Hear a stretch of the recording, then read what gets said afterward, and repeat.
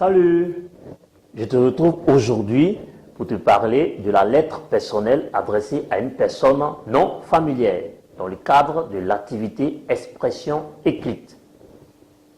Au terme de ce cours, tu dois être en mesure de comprendre le fonctionnement du processus de rédaction d'une lettre personnelle adressée à une personne non familière.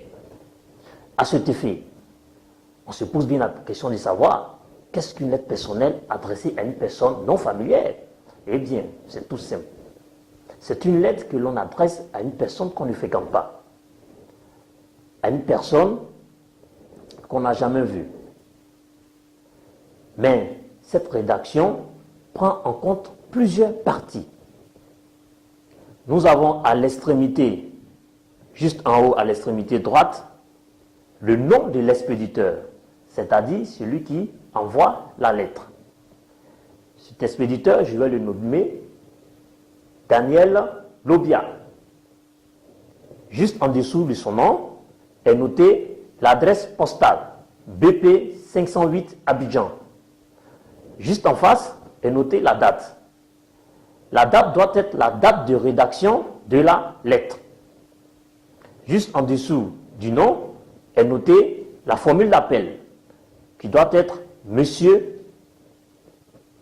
et vous ajoutez le nom de la personne à qui vous vous adressez.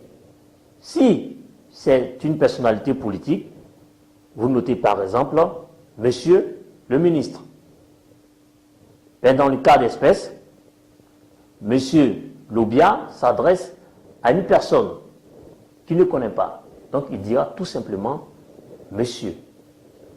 Ensuite, on a le corps de la lettre qui contient le contenu du message qu'il compte adresser à cette personne qu'il ne connaît pas. Juste en dessous du corps de la lettre, vous avez la formule de politesse. Et pour terminer, on a la signature qui porte bien entendu le nom de l'expéditeur qui est Daniel Lobia. Succès assuré. Il existe encore des caractéristiques qui déterminent la lettre personnelle adressée à une personne non familière. On a, dans un premier temps, l'utilisation du pronom personnel « je » pour montrer que c'est toi qui t'adresses à cette personne. Donc, ça devient « je vous écris ». Tout à l'heure, j'ai dit « vous ». Ça veut dire quoi? Que le « vous » fait partie de ces caractéristiques. On appelle cela le vouvoiement. C'est une personne que vous ne connaissez pas. Tout naturellement, vous lui devez respect. Bien entendu, vous allez vous appuyer sur des phrases.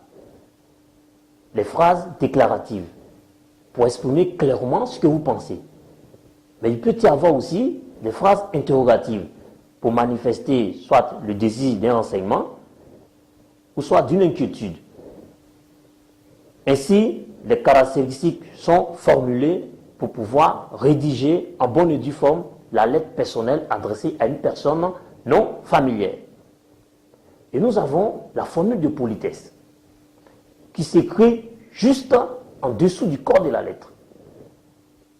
Et enfin, nous avons la signature. La signature porte le nom de l'expéditeur.